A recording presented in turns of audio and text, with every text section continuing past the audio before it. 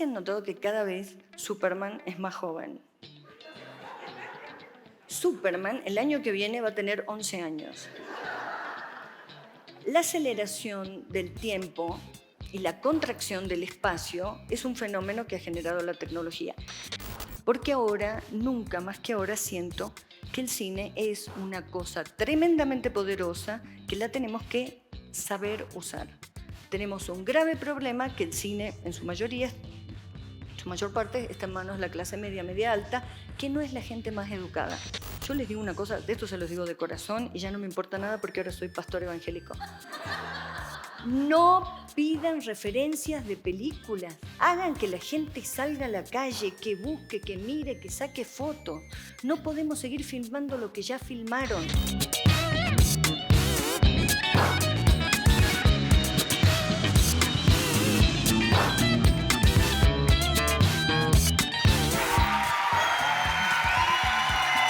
Gracias.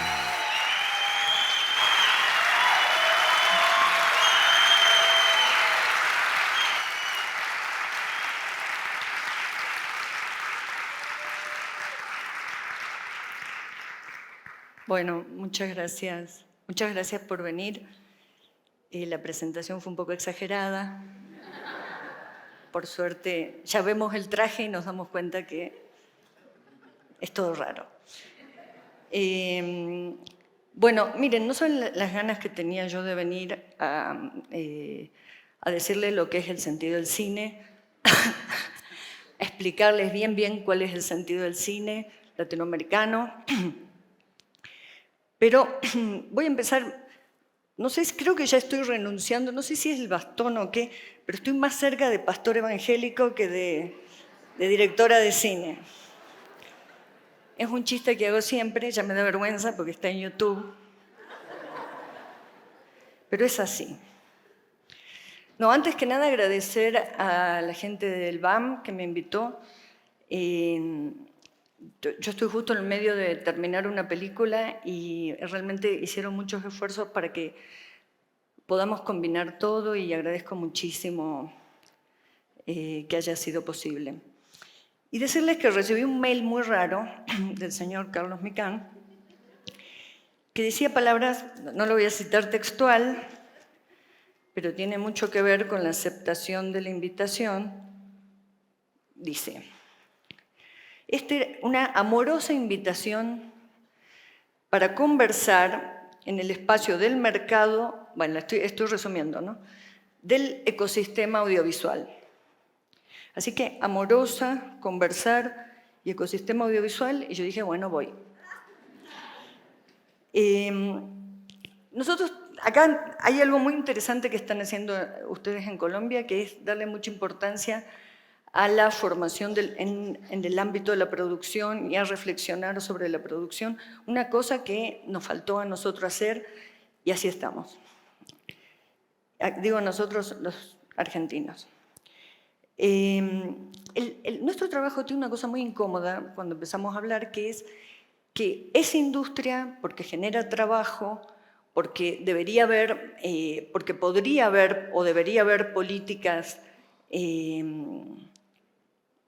desde el Estado para promocionar una industria, como se promocionan todas las industrias, la agricultura, todo lo que puede ser exportable. El cine es una industria con extremo valor agregado. Les diría que a nivel contaminación, si sacamos los vasitos del catering y todo lo que genera una filmación en un rodaje, es bastante poco contaminante. Es una industria muy ideal para que un país promocione y aparte, si con eso logra exportar, nada, cartón lleno. Pero tiene eso y tiene también que el cine es parte de la cultura, sí, es parte de la cultura. Y entonces eso parece que son dos cosas que están peleadas, la industria y la cultura. La industria es como, los objetivos son, parecería ser producir cada vez de manera más eficiente y obtener mayores márgenes, mayores rendimientos. Y no tiene ninguna importancia si satisface o no satisface alguna necesidad del consumidor. Al consumidor se lo construye como sea, mintiéndole lo que sea necesario. Y a veces sí hay necesidad, bueno, necesito soja para darle a los chanchos, en fin.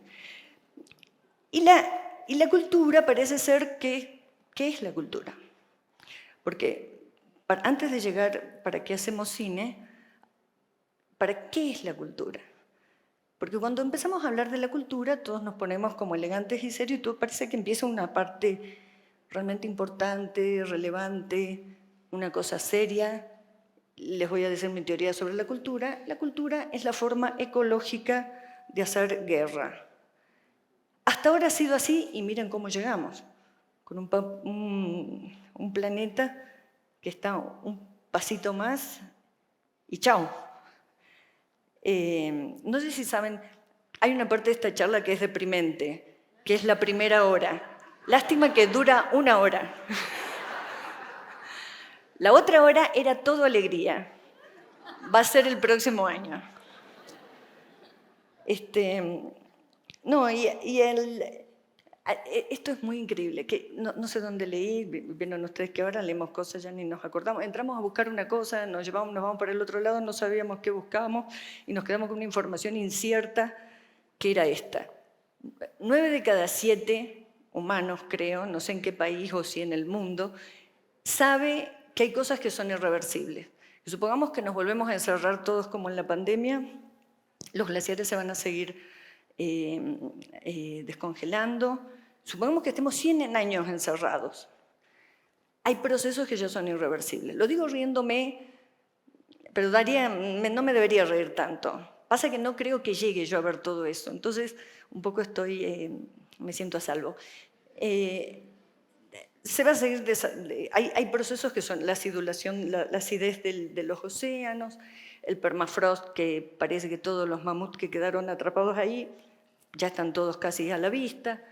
En las fosas más profundas del océano se encuentran pequeñas como cucarachitas transparentes, no sé cómo son los bichos, pero unos bicharraquines que ya tienen microplástico. O sea, nosotros no los conocíamos y ellos ya nos conocían a nosotros y nuestros microplásticos. Hay cosas que son irreversibles. Recuperar la atmósfera llevaría no sé cuántos, es creo lo que más difícil es de recuperar. Bueno, en fin, hemos hecho un desastre notable. Si queríamos dejar huellas, las hemos dejado. Y frente a eso, frente a una situación donde sabemos, tenemos la información de que la cosa no va bien, hasta aquí llegamos con una idea de la cultura como algo distinto, peleado con el mercado, la cultura como lo bueno, el mercado como lo malo. Y yo les digo, la cultura que inventamos hasta acá es la guerra por las buenas. Porque no hay emprendimiento cultural que no intente, salvo excepciones, por supuesto, quizás sea esta una, que no intente imponer sus condiciones, sus ideas y sus valores como si fuera el bien supremo. La aspiración de la cultura es la hegemonía, ha sido así hasta ahora.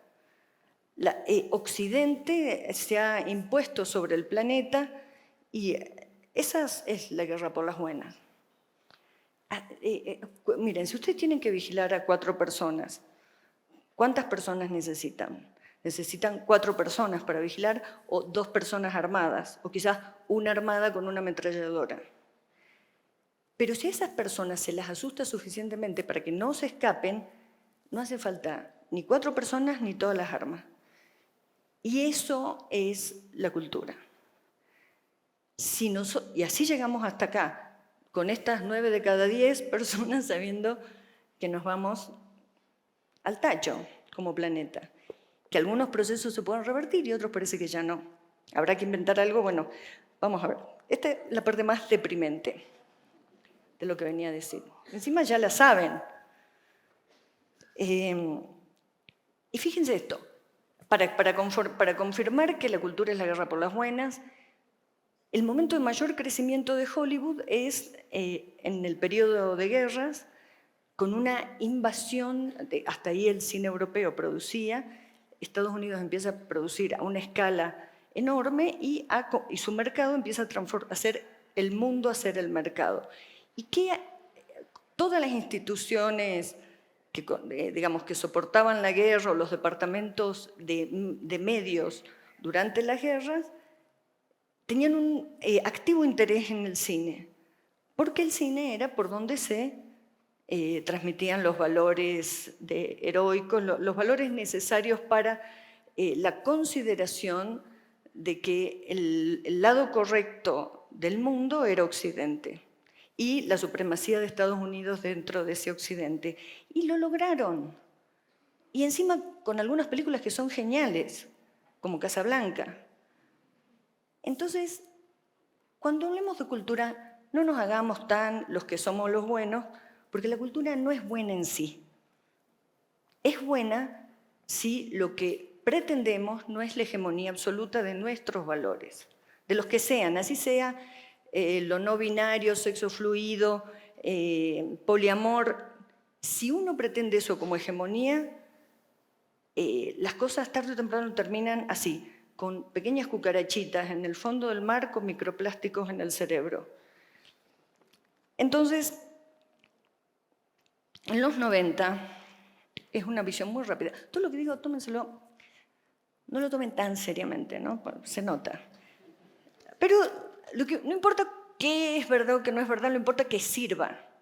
Esto es algo increíble y es muy del cine. No importa si es verdad o no y después de todo, ¿qué realmente sería la verdad?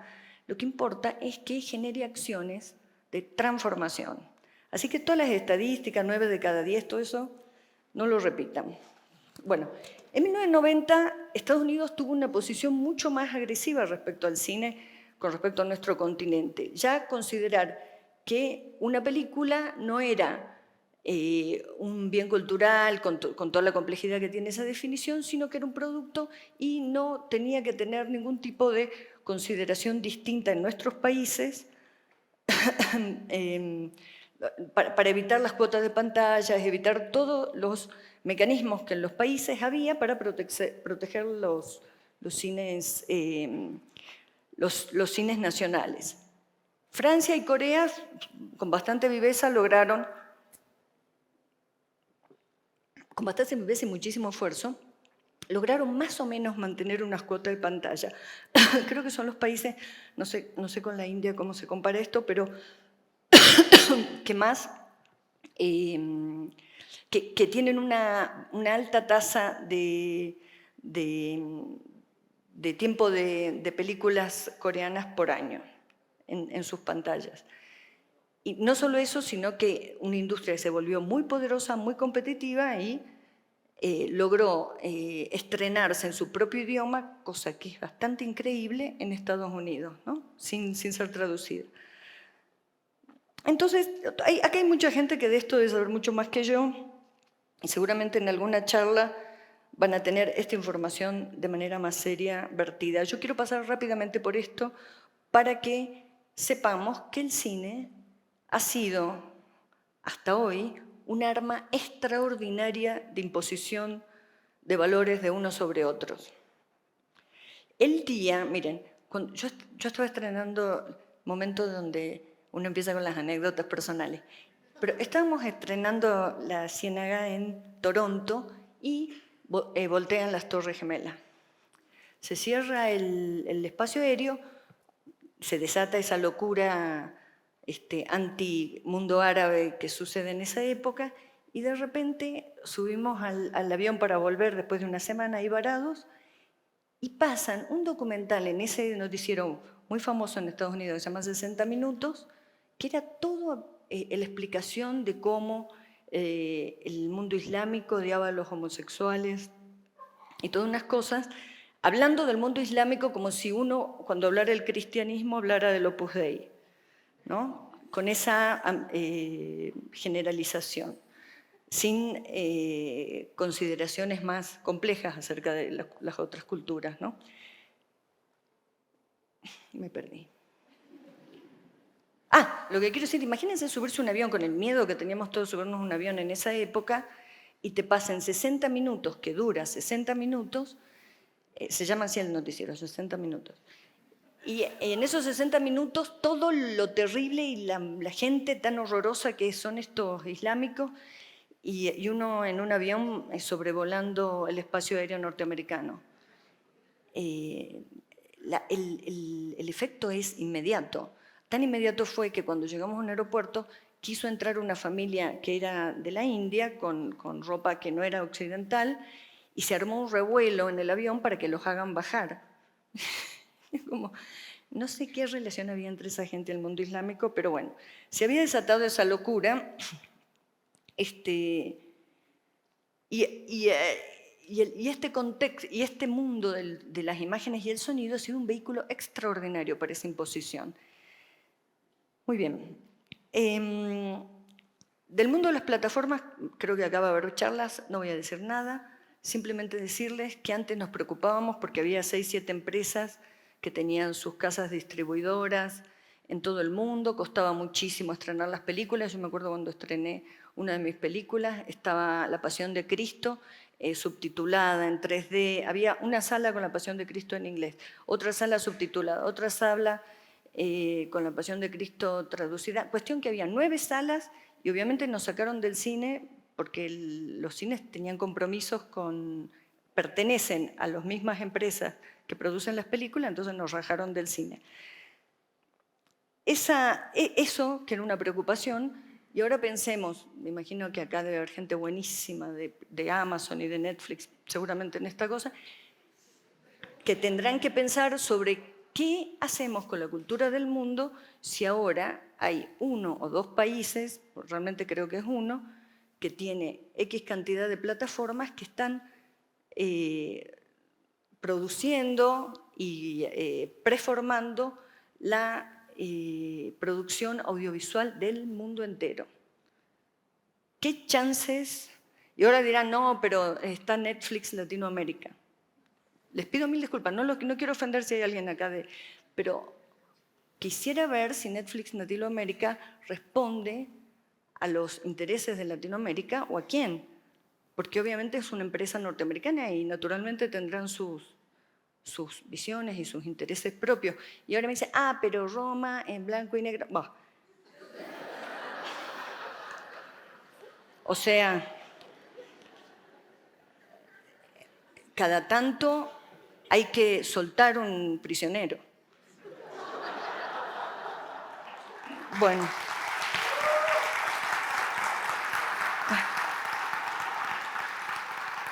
Ojo que la película que yo voy a hacer, no sé si no termina en Netflix, pero la que estoy haciendo, digo, pero lo tengo que decir, se los diría a ellos personalmente si los conociera. Y por eso me parece interesante el BAM. El BAM y sus BAM BAM.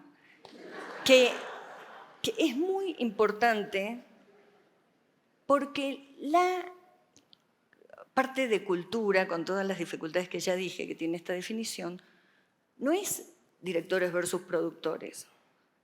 Los productores son agentes de la cultura fundamentales de nuestro continente. Carlos me dijo el otro día que iba a tener una reunión con 25 productores. Creo que es la primera vez en mi vida que tengo en una reunión así de este tipo, de gente del audiovisual, una reunión con productores, siempre tengo con directores. Hay un genuino interés en Colombia, evidentemente, por por auspiciar una generación de productores que tengan una visión sobre qué quieren hacer.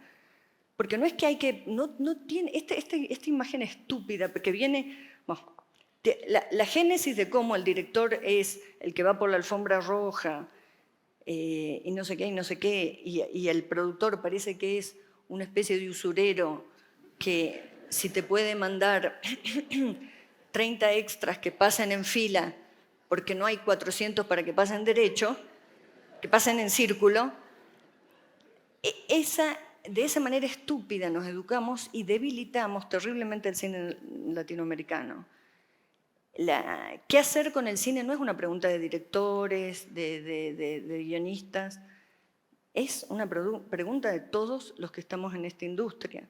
Y los productores tienen un rol fundamental. Y aparte un rol de mucha gestión justamente con las plataformas, con cosas donde aún a veces como director no tenés esa conversación, que no es tan como te llega el mail, ay, amazing, your film, y después al productor le dicen, che, por esta película $5.000, porque la verdad no vale un pepino. Bueno, entonces, esperen.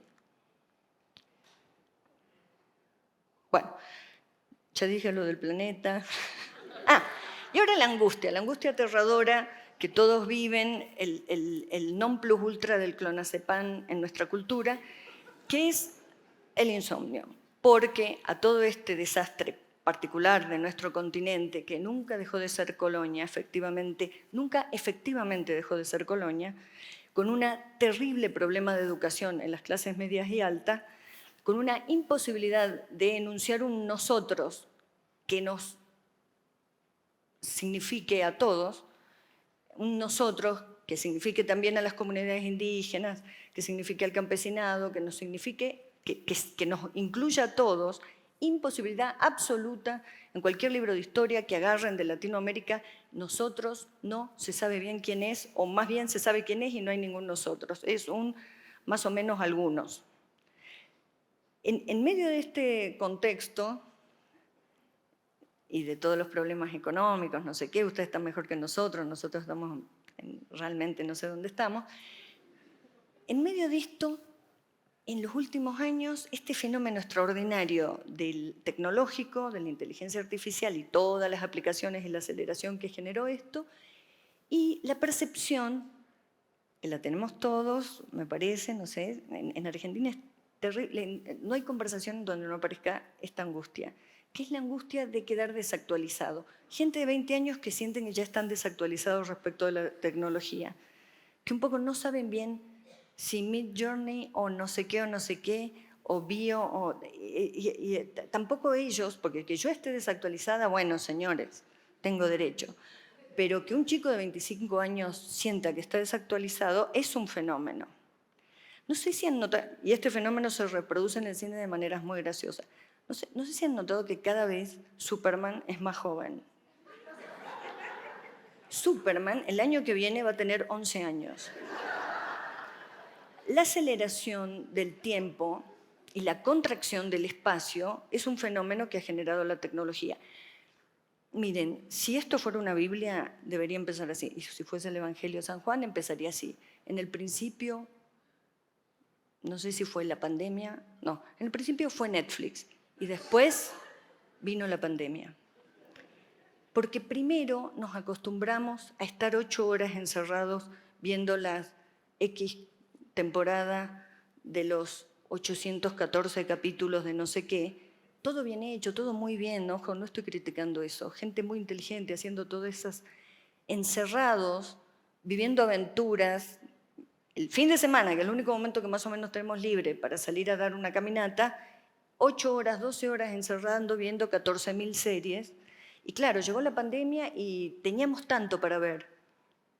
Los chicos tenían tanto Fortnite para jugar y corretear por esas ciudades, que ¿qué importaba estar encerrados?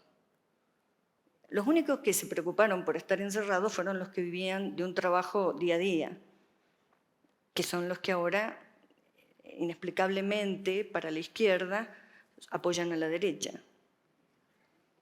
Porque vieron a una gente insensible consumiendo la cultura mientras no podían abrir un kiosco y pagarle a su empleado porque vendían día a día. Bueno, en fin, no quiero amargarlos tanto. Porque ustedes están bien. Nosotros hoy comimos ajiaco y nos dimos cuenta que qué bien que se puede estar acá, en este país. No, pero miren, la aceleración del tiempo y la contracción del espacio, esto que suena un poco, ¿no?, a teoría de la relatividad, es algo que podemos constatar diariamente en nuestras vidas.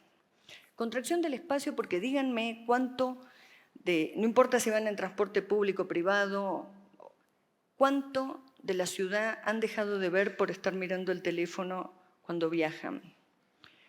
¿Cuántos remodelación del aeropuerto han percibido en estos últimos años?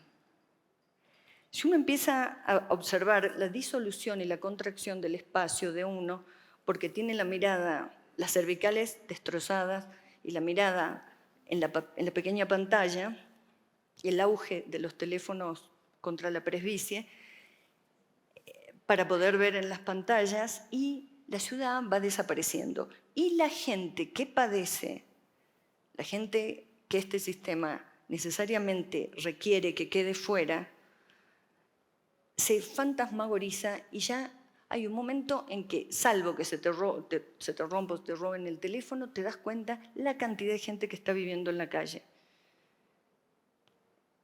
Eso es la contracción del espacio. No es solamente que nuestro recorrido se vuelve más pequeño, porque casi que traten de recordar lo que ven por día de sus casas, de cuando van a comer con sus parejas. ¿Qué percepción del espacio? ¿Cuánto se les achicó el espacio desde que el teléfono se volvió tan atractivo, tan veloz, tan en todas partes? Y el tiempo, acelerado por el tiempo de la máquina, el tiempo del circuito electrónico, del microchip, no es el tiempo biológico, no es el tiempo de nuestra percepción, que es lento, porque es el tiempo también de la electricidad, pero también de la sangre, que no va a la misma velocidad. Todo ese mundo que hemos inventado y que es nuestro, nos pertenece, no son nuestros enemigos, somos nosotros mismos, nos está dejando biológicamente afuera. El ausentarnos del mundo como nos estamos ausentando, el creer que la política pasa por la participación en las redes, doy un like y ya soy un militante. Ese mundo es el mundo que se hizo con la cultura que es la guerra por las buenas. Digamos, es un mundo horrible, no sé qué, no, tiene un montón de cosas buenísimas. Pero los microplásticos llegaron al fondo de las fosas marianas. Algo mal hicimos, algo mal pasó. Y a ver, lo que les digo, a ver si les suena. Robots de aspecto humano que luchan contra que ponen en peligro los trabajos y la existencia de lo humano. La vigilancia, todo esto es la ciencia ficción del siglo pasado. Vigilancia 24/7 de los ciudadanos. Imposibilidad de distinguir realidad de invención digital. Me los anoté, porque son más las desgracias. Ya, si se queda una hora más, viene toda la parte alegre. Esperen, ¿qué más era? No, pero me estoy adelantando. Todo lo que nos está pasando lo habíamos visto en las películas, en los libros. Parte de lo que nos pasa, de esa angustia loca de nuestro tiempo, es que la profecía se cumplió. Y ahora yo digo, ¿no será que la profecía genera el cumplimiento? Como no tenemos muchas chances como especie y nos quedan pocos tiros para hacer, yo propongo que consideremos inventar con el cine, con la literatura, con el teatro, con lo que sea, con el micro relato de las redes o con el macro relato interminable y eterno de las plataformas, inventemos el futuro para que dentro de 100 años las cosas estén un poco mejor. Y eso, tener la responsabilidad de inventar el futuro, no se hace llorando. No se hace, no me dieron el subsidio. El cine no puede depender de los gobiernos. Hay que pelear para que los gobiernos entiendan la importancia del cine. Pero no puede depender nuestro trabajo de que fulano mengano dijo que sí o que no. Porque lo que nosotros tenemos, la responsabilidad y la maravilla de nuestro trabajo es inventar el mundo, inventar el futuro.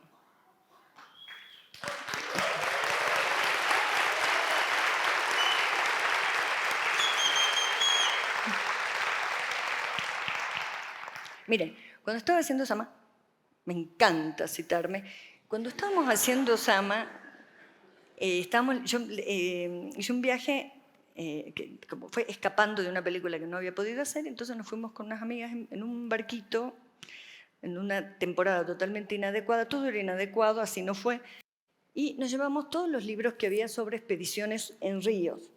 La estructura, el fenómeno de cómo funciona un río es extraordinario y les puede servir como metáfora o estructura para la narrativa. Un río, uno ve un río y uno ve una cosa como más o menos una superficie, a tal hora refleja así, a tal hora refleja así, hay dos orillas, puede ser un límite, puede ser algo que une, todas las formas de interpretar un río. Un río es una sucesión de velocidades distintas, sobre todo los ríos que tienen muchos sedimentos, como el río Paraná. Creo que el río Magdalena es así, ¿no? Es medio marroncito también. Bueno, que son ríos en donde la parte donde el bajo del río va a una velocidad más lenta, porque son los sedimentos de mayor peso que van moviéndose. ¿A dónde sale el río Magdalena? ¿Es como un delta? ¿A dónde? Pero como delta sale con islas y todo eso. Bueno, todas esas islas son esos pedacitos de arena que se van quedando cuando se enfrentan con la presión del mar. Y el río tiene esa velocidad, tiene otra velocidad media donde van las partículas que tienen otro peso y en la superficie va a otra velocidad. Estructuralmente es un fenómeno muy atractivo. Se acelera en tales curvas, en tales otras curvas desacelera, convexa, cóncava, ahora no me lo acuerdo bien, pero es así. De un lado deja sedimentos y del otro lado cava la tierra. Es un fenómeno muy atractivo. Bueno, entonces nos habíamos juntado todas las expediciones de todos los siglos que pudimos para, mientras subíamos por el río Paraná, ir leyendo la percepción de gente que por primera vez estaba viendo ese río. Y, ¿a dónde voy? Y entonces esos libros, entre esas fotocopias, porque eran todas cosas que nos bajamos de internet y las imprimíamos en un formato que era la mitad de esto, para que no sea mucho peso, bueno, hacemos una letrita minúscula, y había una cosa que leímos que yo no recuerdo, pero no recuerdo de quién era. Miren, no saben lo que me marcó esa frase y no recuerdo de quién la dijo. Y qué importante que es esto. No recordar quién lo dijo y, sin embargo, todo lo que he hecho hasta ahora creo que tiene que ver con eso. Que es que alguien decía, creo que en el siglo XVII, decía que cada vez que visitaba una ciudad andina minera, y decía más o menos así, a cualquier hora que camino por una ciudad minera, a cualquier hora de la noche, veo indios que caminan deambulando sin saber a dónde ir, exhaustos por el trabajo durante el día, trabajo que no era para ellos, porque ya todas las horas del día y las fuerzas estaban entregadas a los intereses económicos de lo que sea, la mina o lo que sea, trabajo para los otros. Y estos indios agotados caminaban por las ciudades deambulando y no sé si dice esa palabra o es el recuerdo que me queda, pero los indios insomnes, los indios que han visto burlados sus dioses, humillados su población, humillados sus gobiernos, pisoteados sus aldeas, sus ciudades. Todo el mundo, todo el orden en lo que habían creído o que les habían enseñado, de golpe brutalmente destrozado. Y díganme si no tienen la sensación un poco que es lo que nos toca ahora, que todos somos un poco indios insomnes, que todos dormimos menos porque dormimos con el teléfono en la cama, escuchando no sé qué, porque no podemos dormir casi en silencio. O la computadora, no sé cuántas personas acá tienen la experiencia que se te caiga la computadora a la noche porque te dormiste viendo alguna cosa y ahí empezás a ver cómo la máquina te hace gastar plata. Entonces, yo siento que esta época, con la aceleración del tiempo, con la contracción del espacio, se parece mucho al siglo XV, al siglo XVI.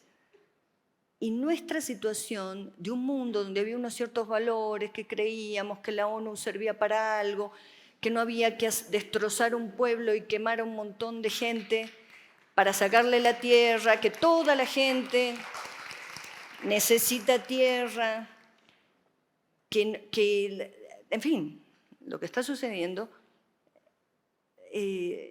todo eso nos hace pensar que quizás el mundo que conocíamos y todos esos valores, bueno, en Argentina es mucho más fuerte porque nosotros estamos con un gobierno claramente muy violento en su discurso, pero esto va en ascenso. Yo no sé qué les va a tocar a ustedes después, ni sé cómo les fue tampoco ahora, ¿no?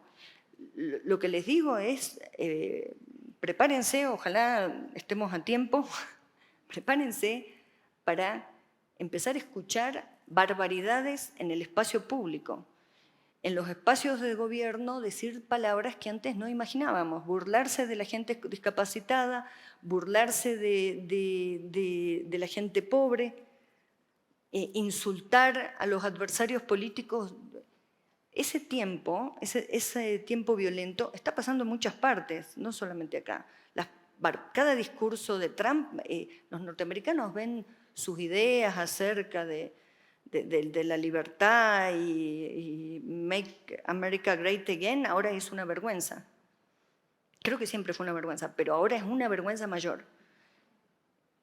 Y esa es la zona, somos los indios insomnes. Quizás por primera vez nosotros, Latinoamérica, incapaces de tener un nosotros que nos incluya a otro, tengamos un poco de percepción de lo que habrá sido para las comunidades el advenimiento de la colonia. Y quizás tengamos que mirar para ese lado y encontrar algún camino. ¿Qué decía afuera? Una cosa que decía el camino, ¿cómo dice afuera un cartel? Latinoamérica es el camino. Bueno, miren, no sé si Latinoamérica es el camino, pero en Latinoamérica vamos a tener que inventar el camino para nosotros mismos, porque las rutas que estaban hechas no nos están sirviendo. Y percibir un tiempo violento, que ha destruido tanto, es para ponerse a llorar, salvo si uno no está dispuesto a ser parte del futuro. Y les digo yo, así como me ven, con este bastón y estos anteojos, yo espero estar en el futuro. Y voy a hacer todo lo que sea necesario para estar en el futuro. Esta situación de dramatismo político, económico, lo único que he hecho es encenderme el espíritu. Porque ahora, nunca más que ahora, siento que el cine es una cosa tremendamente poderosa que la tenemos que saber usar. Tenemos un grave problema que el cine, en su mayor parte, está en manos de la clase media, media alta, que no es la gente más educada, lamentablemente. Tenemos un problema muy grave en Latinoamérica de una falta de educación en los sectores más beneficiados por el billete. Una imposibilidad de pensar que este continente podía ser un país o una confederación. Todo ese proyecto del siglo XIX, todas esas repúblicas que inventamos, toda esa independencia que no fue más que confirmar el uso de la tierra colonial y legitimarlo en la república, todo eso ahora lo vamos a tener que pensar si vamos a seguir por ese camino. Bueno, vamos a ir a lo nuestro, muchachos. ¿Indios insomnes? Check. Paren, autos que vuelan. Les voy a leer todos. Robots casi humanos, pero que son enemigos. Interacción con máquinas a través del lenguaje. Bueno, vayan recordando, Blade Runner 2001. Contaminación, el plástico. Vigilancia 24/7. Expediciones espaciales, a ver si logramos salvar a la población. ¿No han escuchado de este muchacho? El que está con ese plan. A ver porque él percibe que la humanidad va a la extinción, entonces Marte o una colonia en no sé dónde, yo quiero ver, porque eso no saben lo que van a salir los pasajes, ¿Quiénes van a ir? Todos los millonarios. ¿Qué millonario va a limpiar la estación espacial? Se van a llevar a algunos de nosotros. Porque ninguno va a querer ponerse a limpiar ni a cultivar las papas debajo de esas cúpulas todas transparentes. Y los únicos que van a poder subirse a esas naves son ellos. Bueno, en fin, cositas para pensar. Bueno, paren. Entonces nosotros, los del cine, digo cine y me refiero sinceramente a toda la narrativa audiovisual, vamos a tener que pensar seriamente qué es esto del cine. La cultura, ya les dije, si la cultura es imponerse sobre los otros, no es la guerra de una manera más dulce, pero no es distinto. Si nosotros queremos inventar un futuro, tenemos la posibilidad de inventar. Sinceramente me siento muy un pastor evangélico. No saben lo que me está gustando este rol. Abandono por completo el cine y me voy a dedicar a esto. Tenemos que, el poder que tiene, tenemos que pensar en qué es exactamente narrar con imágenes y sonidos, investigar ahí, no quedarnos con las pavadas, el picheo, la estructura, el arco dramático, el héroe, todas esas cosas que se han hecho genialidades con esas ideas, pero hasta acá llegamos con esas ideas. Entonces, ante el fracaso estrepitoso de la cultura occidental como hegemonía en el planeta, es preciso que probemos ideas que antes parecían que no iban a funcionar. Es preciso que hagamos experimentos, es preciso que inventemos. Sobre todo nosotros más que nunca hemos quedado no en el hemisferio sur, en el sur del sur del sur.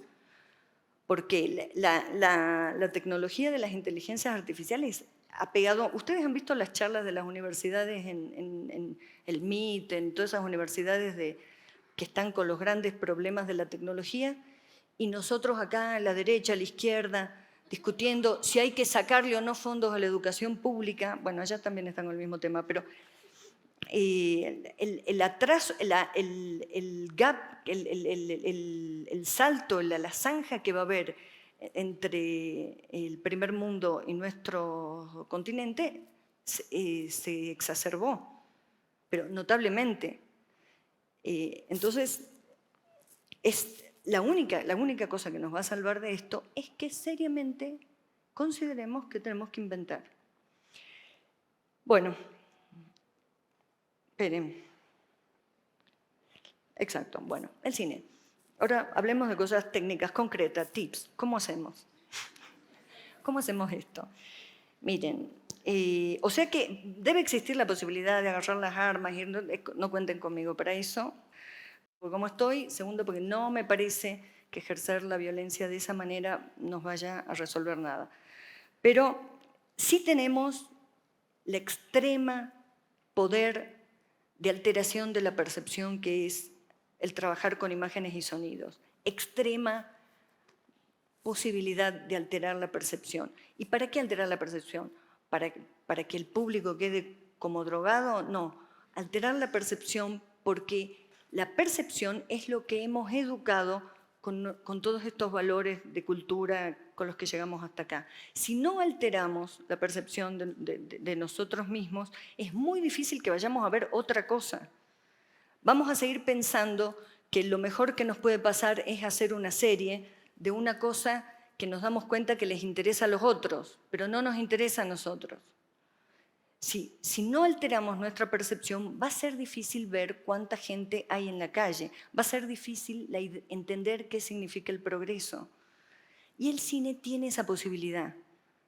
Y sobre todo, bueno, no sobre todo, pero el sonido enormemente, porque nos abraza a todos y nos permite una condición distinta de observación de las imágenes. Y entonces, esas son nuestras herramientas. Lo que tenemos es mucho más que esos misiles, que el Iron Dome y que el no sé qué. Lo que tenemos es una cosa muy valiosa que para producirla casi que en el bolsillo llevamos cámaras que cuando yo tenía 20 y pico de años tenía que esperar 8 meses para que me den una cámara 30 veces menos efectiva que la que tengo en el bolsillo. las condiciones tecnológicas para que generemos esa invención están dadas. Bueno, y hay muchísimos ejemplos de gente que está haciendo películas sin aspirar a los grandes presupuestos. Y por otra parte, porque no va a haber grandes presupuestos. La pobreza va a ser la condición para nuestro continente. Es ya la condición de nuestro continente. Nosotros tenemos que pensar el cine a partir de ahí, no fantasear con otra cosa. Si ustedes estaban pensando hacer cine para hacerse una pileta forrada de venecitas doradas, olvídense, no es esta la profesión. No para Latinoamérica. Quizás para otros. Ni siquiera para los que hagan series en Netflix les va a permitir eso. Porque los grandes presupuestos no van a venir a nuestro continente. Ustedes dirán, ah, sí, pero 100 años de soledad, ja, ja, ja. Quiero ver cuántas veces más va a pasar 100 años de soledad. 100 años van a pasar, hasta que vuelvan a tener un presupuesto así. Y después espero que 100 años de soledad estén todos muy a gusto con la serie. No la vi, no quiero hablar mal de cosas que no vi. Bueno, aparte trabajan un montón de amigos, en fin.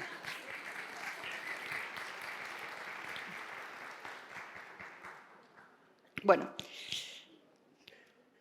la alteración de la percepción, la extensión del espacio, eso que se está contrayendo en nuestra cultura, esa contracción del espacio, nosotros podemos, como antídoto a eso, es expandir el espacio. ¿Qué significa esto? Salgan a la vereda de su casa, miren por la ventana y díganme si alguna vez han visto eso, han visto cómo se refleja en la ventana si lo han visto alguna vez en el cine, algo parecido a eso. Me imagino que habrá gente que sí, que tiene al frente una cosa que un poco se parece a alguna película de Nolan, pero la mayoría de nosotros salimos a la vereda y lo que vemos nunca lo vimos en el cine. Eso es muy significativo. Hay una enorme cantidad de espacio que nos rodea que nunca fue narrado en imágenes. Y ahí aparecen cosas. En esos espacios hay cosas, hay nuevas formas de expresión de la luz. ¿No les pasa un poco cuando ven series nuestras o películas nuestras que ven la luz de la película y se parece mucho a otras películas que vieron de otras partes? ¿Y por qué nos pasa esto?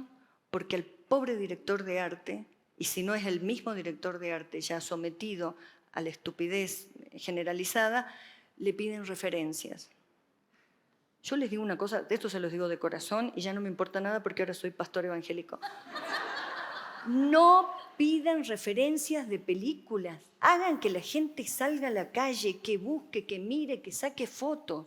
No podemos seguir filmando lo que ya filmaron. Tenemos que mirar a la vuelta nuestro, mirar a la gente.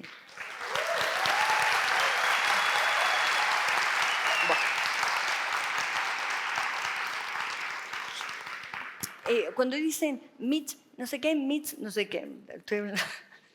Después de esto no me van a invitar nunca más a ningún lado, pero dice, a mí me preguntaron en Sundance, bueno, pero tu película, ¿cómo la podés definir como qué película, Mitch, no sé qué película? Por Dios, no vamos a salir nunca adelante así. Ellos ya están adelante, nosotros estamos atrás. Y tenemos que inventar el cine. Ya han hecho un montón de directores, ya han hecho un montón de esfuerzos. Ustedes son jóvenes, no miren las películas de nosotros, inventen. Salgan a la calle, inventen, hay problemas nuevos, hay gente nueva. No sé, toda esa cosa psicológica, los personajes, por favor, les suplico, no le den importancia. La psicología de los personajes es una matriz de análisis. Sirve quizás para cuando tenemos muchos problemas, ir a charlar, y casi les digo que más sirve el psicólogo o psicóloga, terapeuta, con su intuición y su capacidad de observación del otro, y no los parámetros de una ciencia que asuma como verdad sobre el inconsciente de todos nosotros. No sirve describir a los personajes psicológicamente. Primero porque ustedes, a los que afortunadamente acá estén no sé si será afortunado o no, pero supongamos, los que están hace 30, 20, 10, 15 años en pareja, díganme si creen que conocen a esa persona. ¿La conocen? Un día le sale con un domingo 7 y se dan cuenta que no la conocían, porque no se puede conocer a las personas, porque las personas son monstruos. Es la única especie afortunada, y eso por el daño que hacemos también, es la potencia que tenemos. Éramos antes unos animales buenos, que andábamos pintando en las cavernas. Matábamos un mamut cuando teníamos hambre, pero no es que matábamos el mamut a cada rato. ¿Y ahora qué somos?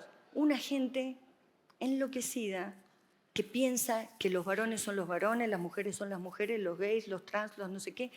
No sé, qué sé yo. No es tan claro. Los adultos, no conozco un adulto, creo que el año que viene cumplo 60 años, no conocí un adulto en 60 años sobre este planeta. 2 minutos que hablas con una persona y es un niño. Es alguien que tenía sueños, que todavía los tiene, que todavía cree que los puede cumplir, que juega, que mira el reloj para hacerse el grande. No existe eso, no es tan así todo, y todos ustedes lo saben. Todo lo que estoy diciendo ya lo saben, pero me pagaron para que venga a decirlo de nuevo. Ya lo saben, no hay ningún varón, ninguna mujer, y todo eso es un invento, señores. Hay gente, somos una especie, y eso es lo fascinante. Si uno, miren, esta es la idea. No estoy siendo demagógica, ¿eh? Sí, no existe nada, no. Esto es un tutorial de observación de personaje. Ustedes, cuando nosotros tenemos que escribir un personaje, ¿qué hacemos? ¿Qué empezamos? Una mujer de clase media, blanca, Ana, porque todas se llaman Ana. En la primera versión de guión son Ana, Juana, una Susi.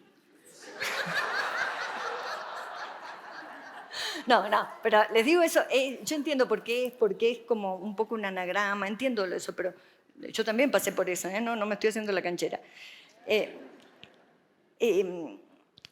Uno cuando observa a una persona, si creyéramos en el monstruo, ¿ya se pasó la hora de la parte triste? Porque estoy entrando en la parte alegre. ¿Ya se pasó la hora? ¿Ya me pasé? ¿Me tengo que ir? ¿No? Porque ahora viene lo mejor.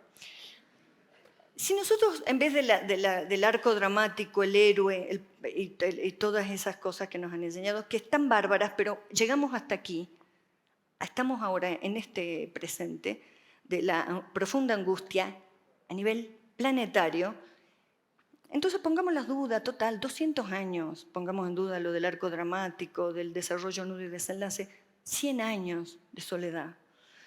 De poner eso en duda y probemos otras cosas que ya ha probado otra gente, pero que las enunciaría de esta manera. Observen, si nosotros pensamos en un personaje, en una persona, y en vez de pensarla como un prospecto psicológico, es un psicópata, no sé qué, los traumas que tuvo en su vida, no sé qué, si lo pensamos como un monstruo. ¿Y qué es el monstruo? De la forma más clásica que se podía hablar de lo que era un monstruo, ese verbo en latín mostrare, que es que manifiesta lo divino. El monstruo no es solo el bicho que nos es aterrador y medio deforme, sino que es lo que manifiesta algo. Va a venir una tempestad, nace un pelirrojo, que era un monstruo, parece, para esa época. No era Gina, ¿cómo se llamaba la actriz? Rita Hayworth, era un monstruo. Nace un pelirrojo, va a venir una tempestad. El monstruo, a lo que sea que se adscribía a la monstruosidad, tenía un mensaje divino. Ahora, imaginen esta forma de pensar las cosas. Si los personajes son monstruos, si nosotros somos monstruos, si somos la única especie de la que podemos decir algunas cosas en común, pero que está llena de especificidades y de experiencia propia, por cómo nos desplazamos en el espacio, por nuestro propio sistema de percepción, es muy difícil que encontremos dos personas, aunque sean mellizas, que realmente sean iguales. Esa condición y un animal que produce un sonido que está codificado con una gramática complejísima, con una cantidad de alteraciones sonoras, y que entre nosotros percibimos una infinidad de información solamente a través de modulaciones de sonido, eso es algo inaudito. Eso es un monstruo. Es una entidad para hablar de eso, solamente tengo que observar atentamente y esperar a que se manifieste el fenómeno, lo que aparece. Si yo escribo un personaje con una prescripción psicológica, lo que voy a tener es un paciente. Y una cosa es un personaje, otra cosa es un paciente. El monstruo lo que nos hace es, incluso nos permite pensar de esta manera los personajes, nos permite dudar un poco de todas esas otras categorías, adulto, mujer, varón, gay, no sé qué, niño, porque el monstruo es monstruo en todo su movimiento biológico, desde que nace hasta que muere, rodeado y enloquecido por las palabras. No podemos tratar a esas entidades, que somos nosotros mismos, con un mapita de 3, 4 líneas donde creemos que hemos descrito el personaje.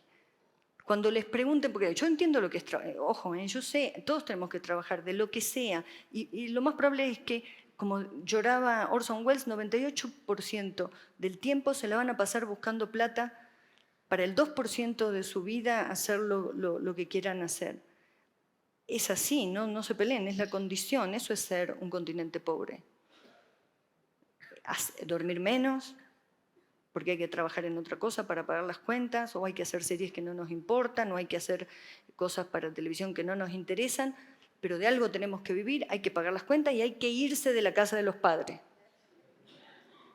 Cuanto antes. ¿Querés decir algo sobre eso? ¿Qué? ¿Qué? Ah, bien. Bueno, entonces, el monstruo. Les digo que esto viene bien, digo, pero cuando ahora inventen el cine, que es en lo que ustedes están, tengan esta... Es una experiencia que, nada, puede servirles, puede que no, pero pónganla en consideración, porque no hace falta ser feminista para saber que una mujer es capaz de ser ingeniera. Es simplemente sentarse frente al monstruo, que parece una mujer, y observarla hasta que manifieste todas sus potencias. No pensar que lo que vemos ya sabemos lo que es. Y por eso es muy importante la velocidad, el motivo por el cual yo me alejé un poco de la imagen como método para el cine y me concentré más en el sonido, es porque la imagen muy rápido nos hace creer que sabemos. Viene un chico morochito con capuchita y capaz que me roba el iPhone. El nivel de prejuicios capuchita, no sé cómo le llaman al cangurito, bueno. El nivel de velocidad a la que los prejuicios afloran con la imagen es tremendo, porque muy rápida, la imagen es tan potente, que muy rápida, yo cierro los ojos, muy rápidamente, ¡bam! Aunque vea un frame, puede que lea BAM, pero por lo menos sé que son letras. Esta velocidad que es una genialidad, la velocidad de interpretación, también nos vuelve estúpidos. Porque creemos ya que sabemos y andamos a gran velocidad por el mundo pensando que ya sabemos todo, el psicópata, el no sé qué, el complejo de Electra. No es así. Y en el sonido, fíjense, en la luz, en la imagen, está la verdad. Y en las tinieblas, ¿quién está? El sonido, que es el diablo. Bueno, como pastor evangélico estoy en contra de... Pero en la oscuridad, en el sonido, en lo que se oye, está lo que amenaza el orden. Porque necesitamos tiempo para saber qué es, porque nos podemos confundir. Entonces, les digo estas cosas. A mí me han servido un poco para tratar, no saben lo que a mí me ha costado escapar de mi propia estupidez y no lo he logrado del todo, obviamente, porque mis padres invirtieron fortunas en educarme. Y entonces, ¿cómo salgo de eso? O sea, yo ya no puedo generar esa cantidad de dinero que necesito para reeducarme. Entonces, hay que inventar cosas para salirse de los márgenes que te genera la educación. Que está muy bien la educación, pero si la educación coincide demasiado con lo que pretende el poder de la ciudadanía, y no está. Si la educación te impide ver el sufrimiento de otra gente o te hace creer que te pongan en tu cuadra una antena de 5G es más peligroso que tener un barrio a 5 cuadras sin agua, sin luz, pensás que te va a dar cáncer por el 5G y pensás que ese sufrimiento de los otros no te afecta. Bueno, lo que les quiero decir es que inventen el cine y que por suerte en este lugar están interesados en que los productores sean agentes de cultura, no administradores, no financistas, no usureros. Eso me parece una genialidad. Y sinceramente los felicito que vayan por ese camino. Y a los demás, que hacemos las otras cosas, a los directores, nada más traten de no buscar referencias, de no pongan como tal película, como no digan nada, sáquenle fotos, vayan a los lugares donde quieren filmar, saquen fotos de la gente que quieren filmar, o los personajes a quién se parece, graben a su abuela si es que el discurso de su abuela se va a parecer a los personajes, no tomen de referencia lo de los otros porque no les va a servir para pensar lo que los rodea. Y es urgente que hagamos eso. Y a ver, y una cosa buena para irme con un momento de alegría. Dios mío. Nada. No, muchas gracias.